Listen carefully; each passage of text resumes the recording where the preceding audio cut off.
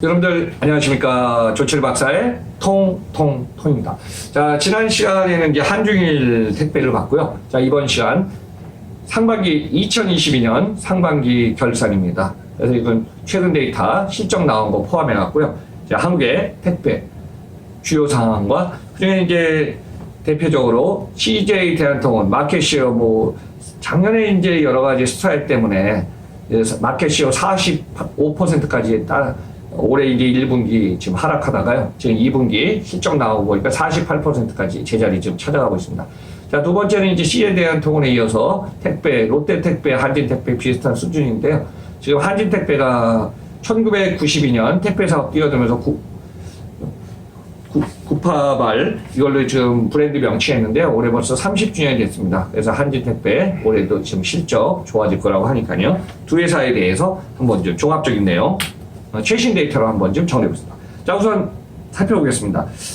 코로나로 인해서 2020년, 2021년 자, 집앞 배송 여러분들이 모바일이나 PC로 주문하면 갖다주는 택배 역할 너무 수량이 커졌습니다. 그래서 2020년 33억 7천만 개, 20.9% 늘어난 반면에 2021년에는 36억 3천만 개의 택배 물량을 취급했습니다. 그래서 매출액 8조 900억 원 정도고요. 그러니까 전년 대비 택배 수량은 2억 5,600만 개, 7.6% 증가했고 매출 규모는 1조 1,000억 원, 14.6% 늘어나고 있습니다. 올해도 당분간 매출 규모라든가 성장성 계속 택배는 이제 어느 정도 늘어날 것 같은데요. 지금 평균 택배 한 개당 평균 단가가 2,366원 나타내고 있습니다. 자, 그 중에서 이제 우선 대한통운편 보겠습니다. 자, 우리나라의 물류기업 중에 가장 오래된 것이 대한통운입니다. 자, 대한통운은 우리나라에 1930년에 택배회사로서 시작했고요. 또 지금 최근에 CJ그룹이 인수해서 2011년에 대한통운을 인수해서 CJ 대한통운 명칭을 붙였고요. 또 택배 같은 경우는 2012년에 CJ그룹의 물류회사 CJGLS 택배가 있었고 그 다음에 CJ 대한통운이 있어서 두 회사를 갖다가 지분 교환해서 합병을 했기 때문에 이 회사 명칭 CJ 대한통운이라는 명칭이 탄생하기 시작했습니다. 그래서 시장 규모로 보면은 그 전에 이제 2011년 CJ그룹이 인수하기 전에는 대한통운 매출 2조 5,879억, 2012년에도 2조 7,732억 하다가요. 2013년에 이제 인수 합병하면서 두 회사 합쳤으니까 3조 7,950억, 2015년에 4조 5,601억 원. 2016년에 6조 819억, 2017년 7조 1104억 원, 2018년에 9조 2197억 원 하다가요. 2019년에 코로나가 오기 직전에 10조 원을 돌파합니다.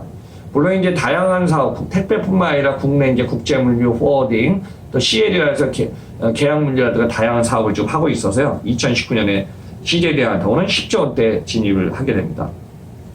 코로나가 온 2020년에는 10조 7,811억, 작년 2021년에는 11조 3,437억 원을 지금 기록 중했습니다. 올해는 이제 한 12조 원대에 지금 진입한다고 하니까 이 성장세는 당분간 계속 이어질 것 같습니다. 그래서 이제 글로벌 포워딩이라든가 항공해상, 국제특성, 택배 사업, CL, 계약물류 주요 사업을 하고 있고요. 자, 2021년 올해 지금 1분기, 2분기 결산 나왔습니다. 그래서 올해 1분기는 글로벌 사업 1조 2,428억, 택배 매출 8,497억, CL 계약물류 6,469억, 건설 사업 1,174억으로 다 성장하는 전년 대비 성장성을 좀 나타내고 있습니다.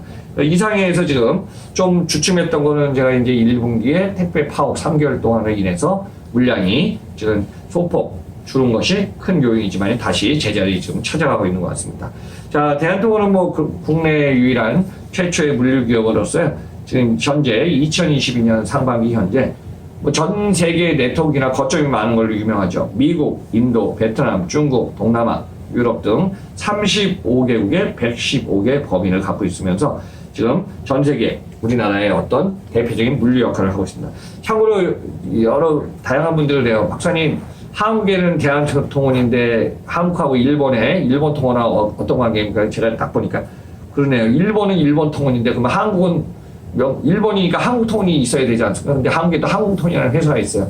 지금 유진그룹에서 인수해갖고 지금 매출액이 한 3천억 정도 될 겁니다. 저도 그 전에 좀 관련돼 있었는데 그래서 이제 한국통운인데 우리나라는 대한통운이 가장 오래된 물류회사죠. 그 일본에는 일본통운 두 회사는요, 과거에 이제 콜라보도 많이 했고, 비즈니스도 해갖고, 같이 이제 사무실도, 아마 일본 대한통운이 일본에 처음 진출했을 때는 제 기억으로도 주재원 사무실부터 있었어요. 1980년대. 그래서 일본의 아키하바라 옆에 일본통운 자리에 대한통운이 있었고요. 일본통운이 90년대 이후 새로운 사업을 시오돔의 건물로 올라갈 때 그 건물을 갖다가 지금 대한통운이 거기서 옆에 있다가 대한통운이 일본에 이제 2008년도인가요? 법인화가 됩니다. 대한통운. 그러면서 이제 그 대한통운 자리가 지금 도라노몬가 그 자리로 옮다가 CJ가 2011년 인수하면서 저도 뭐 CJ 기업인들 관련돼서 지사장도 잘 뭐 알고 있지만은 그 당시에 이제 신바시에 CJ 제일제당에 일본 법인이 있었어요. 그래 그 건물로 좀 해서 같이 움직이는 상황이 되고 있습니다.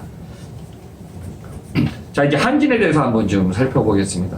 자, 한진은 저도 기억하기로도 1945년에 우리나라의 운송 사업으로 시작해서 국내, 그러니까 한진도 55년, 75년, 한 77년 벌써 됐네요. 그래서 이제 우리나라 물류 기업 중에 지금 1940년 창업했고요. 1988년, 오늘은 택배니까 택배 회사 진출을 위해서 1988년에 이제 신규 사업을 런칭해 갔고요. 1992년 국내 택배 기업 중에서 빠르게 지금 파발마라는 브랜드 명칭, 파발마 그 달려가는 그 유명한 말 있지 않습니까? 그 브랜드로 해서 벌써 30주년을 달려온 게 한진 택배입니다. 아마 국내에서는 택배 지난 시간에 했지만 대전 허브 터미널부터 앞서가는 택배에 대해서 네트워크라든가 이걸 많이 진행을 했었죠. 근데 지금 방금 전에 설명드렸지만은 우리나라 택배 서열로 보면 1위 대한통운, 2위 CJ, GLS 두 회사가 합병하면서 인수 합병하면서 마켓쉐어가 45% 되면서 2위, 3위의 격차를 크게 늘린 것이 현상입니다. 근데 이제 한진도 매출 실적이 지금 2조 5천 정도 지금 2021년에 2조 5천 41억의 매출을 올리고 있습니다.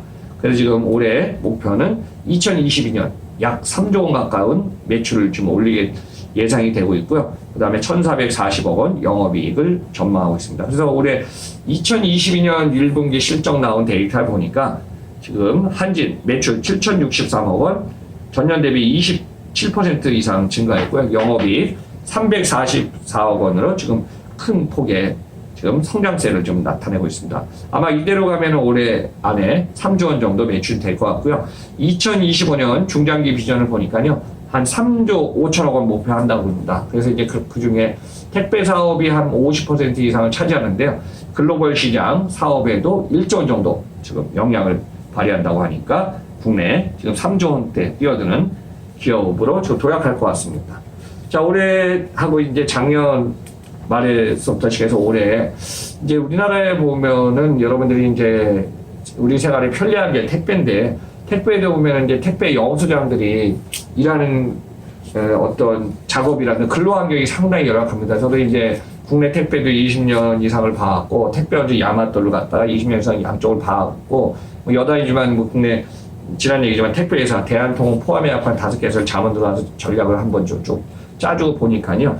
지금 택배 본사 조직이 있고 지점이 있고 지점에 있는 일단 탑재 갖고 있는 영업소장의 관계가 있는데 영업소장들이 아침에 뭐 6시, 7시 출근해서 택배 물량이 지금 2020년하고 20년에 코로나 때문에 물량이 한 20% 이상 폭증하다 보니까 이 물량을 갖다가 배송하고 집에 들어갈 시간이 너무 늦어졌고 그 다음에 택배 여러분들이 주문한 택배가 다 터미널로 갑니다. 그러면 대전에 가든 옥천이든 아니면은 경기도 이천, 그 다음에 가산 아니면은 곤장 이런 게 수도권 허브나 지방 허브에 다 가면요. 전국에서 몰려온 트럭들이 와서 그냥 대형 트럭들이 와서 이제 물량을 갖다가 저기 어디에요 입고 라인에 집어넣으면요 그게 다 분류돼서 또 출고 라인 나오면 그거 갖고 이제 화물 트럭이 이제 자기 영업 거점들로 다 오거든요. 그러다 보니까 거점에 와서 이제 아침에 6시에 출근하면 어때요? 자기 구역별로 한 택배 화물 박스 이만큼씩 쌓여 있는 거예요. 그러니까 그 전보다 뭐 20, 30 많으니까 얼마나 힘들겠어요. 그러니까 자기가 분류 작업을 했는데 최근에 작년부터 정부라든가 서로 이제 어떤 해갖고 그게 다 만족할 수는 없지만은 지원해갖고 택배 분류 인력을 투입하는 경우도 있고 여러 있어갖고 이런 상황을 좀 진행하고 있는데 택배 터미널의 입출 관련해 분류 인력 그 다음에 또 지금 지점에였을 때 1톤 탑차에 싣기 전에 이 물류 이 부분이 많이 지금 필요한 것 같습니다. 참고로 이미 택배 원조 야마토는요 10년 전에 택배 분류 인력을 갖다 아르바이트로 고용해갖고요 전문적으로 다 준비해놨어요. 그래서 이제 미리 영업소장, SD, 세일스 드라이버가 운전하기 전에 벌써 그냥 딱 해놓으면은 그걸 갖다가 1톤 탑차에 로딩 실어갖고 배송하기 좋은 구역을 좀 하고 있습니다. 그래서 이제 이것이 어떤 택배 기업 간의 이 부분이 좀 다르니까 그거 한번 좀 참고해 보시기 바랍니다. 자, 그래서 지금 다양한 택배회사 중에서도 지금 여러 가지 이제 어떤 스트라이크가 한번 일어나면은 물류 대란이 나면 택배는 국내외 물류 포함해서 지금 지연되는 게 우리나라의 택배 현실이 아닌가 그렇게 좀 보고 있습니다. 근데 그 중에서 지금 좀 특이한 점 하나 얘기했습니다. 참고로 이제 쿠팡이 택배 사업에 뛰어들었다 3잡물 사업을 하고 있다는데요. 쿠팡이 지금 택배에 대해서 주로 많이 주는 게 한진 택배입니다. 그래서 이제 올해 쿠팡이 택배 사업을 뛰어든다 그래갖고 보통 월 평균 370만 박스를 쿠팡이 직접 배송한답니다. 한 740만 박스의 반을 쿠팡이 하다 보니까 연간 4,440만 박스를 갖다가 쿠팡이 한진한테 이제 위탁 배송을 했는데 그 중에 반을 갖다가 일단 트라이 하면서 자체적으로 하다 보니까 아마 지금 한진 택배 물량이 줄고 하니까 이 영향이 결국 영업소장들은 기본적으로 두 가지입니다. 영업소장들은 자기가 직접 영업을 해서 물량을 뭐 하루에 뭐 몇십 개씩 갖고 오든지 하는 게 그리고 집하라 그럽니다. 그래서 집하 수수료가 얼마고요. 또 남들이 했던 거를 갖다가 자기는 이제 일정 구간 배송하는 거 이걸 다 배송 서비스 딜리버리인데 이건 또 배송 수수료를 받습니다. 근데 물론 집하가 택배회사마다 다르지만 더 요율이 높겠죠. 그러니까 이런 상황에서 지금 쿠팡으로 인해서 택배 물량 지금 한진 좀 빠지는 상황이 나오고 있습니다.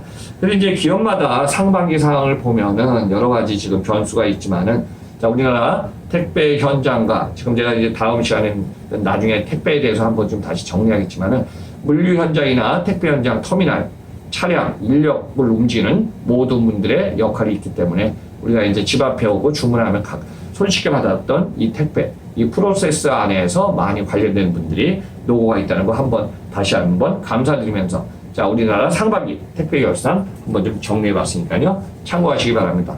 자, 조철의 박사 통통통은 최신 자료로 여러분과 다양한 인사이트를 제공하니까 여러분들 참고하시기 바랍니다. 그럼 저는 다음 방송에서 여러분들과 같이 건강한 모습으로 뵙겠습니다. 감사합니다.